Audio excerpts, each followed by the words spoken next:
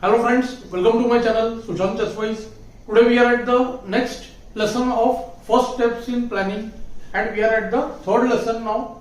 Let's have a look at this position. Through this lesson we try to improve our technique, we improve the planning part of the game. Now once again we have got an endgame position.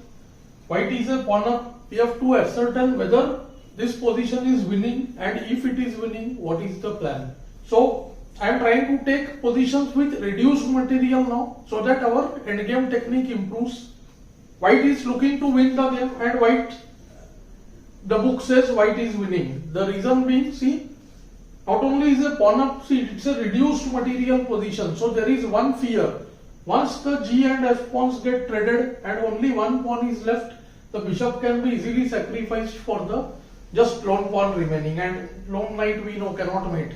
So the game will be drawn. So white has to make a plan in such a way that he needs to grab this f5 pawn for free by force, and he wants to use his king, knight and the pawns in a particular manner.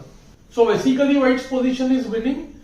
The fact that makes it easier to convert is this pawn's position on the bishop's color, which will soon make the bishop passive. So white starts with the move k e3, k g5, g3. White wants to remove the knight and place his king on f4. That is the first phase of the plan. So for that he removes the pawn from this bishop's attack and also blocks the h4 square. The knight on the black square wants to guard the white squares and the pawns from black squares will of course control the black squares. That way we will push the black king behind. That is the first plan here. First let's see if black plays the move kg4. Then white will do king f2, bishop a4, h3 check, push the king back, kg5, ke3, bishop c2, knight e6 check, kf6, knight d4. Now we will realize that king will reach the f4 square by force. Let's say bb1, king f4, and as soon as the king moves to g6, then the white king penetrates on the e5 square and it becomes a winning position. The knight will be able to capture this f5 pawn by force.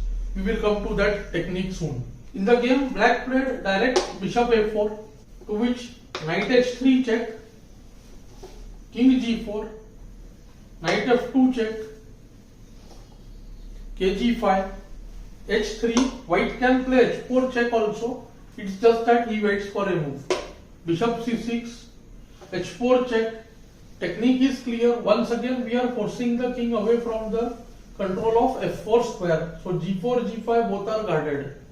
King goes back to f6 and kf4. So we reach very much similar position like the previous analysis, and now black will soon have choice to defend the pawn from two sides. Either it can be on this diagonal or it can be on the b1 f5 diagonal. Black waits b8, knight d1, knight is heading to e3, bishop d7, knight e3, e6. First part of defense, the bishop should be placed on the fourth square from the knight, including this square. So what it does is it obstructs all the knight's path towards the bishop, and this stops the move knight c4 and knight d6. The knight wants to go to e8 and give check and force the king away. There is a second plan possible to put black in a zugzwang, that is have the knight on c5 and bishop on c8 and force black to move. So let's say this position comes with black to play, then the king will have to move, and if it comes with white to play, then also there is the move h5. This plan is also possible. Now white maneuvers the knight and forcibly takes it to the c4 square. Let's see how.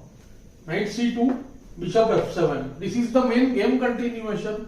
Black could have chosen to wait on the c8 f5 diagonal also. Let's say if bishop c8, then nd4, bd7, once again keeping the bishop on the fourth square from the knight. This time the knight enters from f3. The knight is entering the e5 square. Let's say bishop e6, knight e5, bishop c8. The king wants to enter now. So black bishop is guarding the check from d7. And now comes knight c4.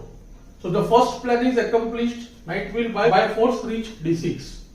Bishop e6, knight d6, king g6. If bishop wastes the move by bd7, then h5. Now comes k e5, bd7, knight b7.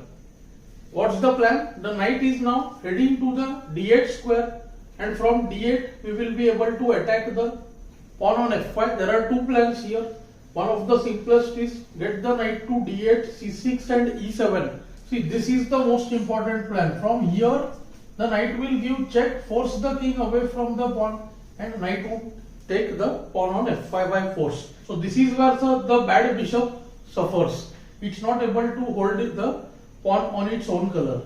Bishop a4, knight d8, bd7, king h5 would have just allowed kf5, bb1, king f4, knight e6, bishop c8.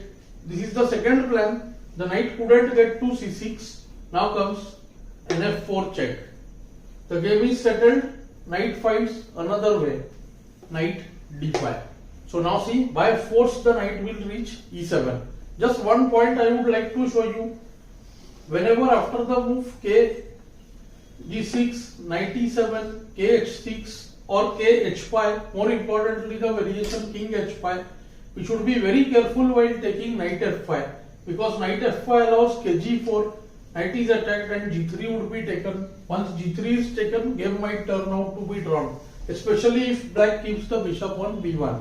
So in both these cases, even if the bishop would remain here, white should just play kf4 and then take knight into f5. See, this is the power of this knight.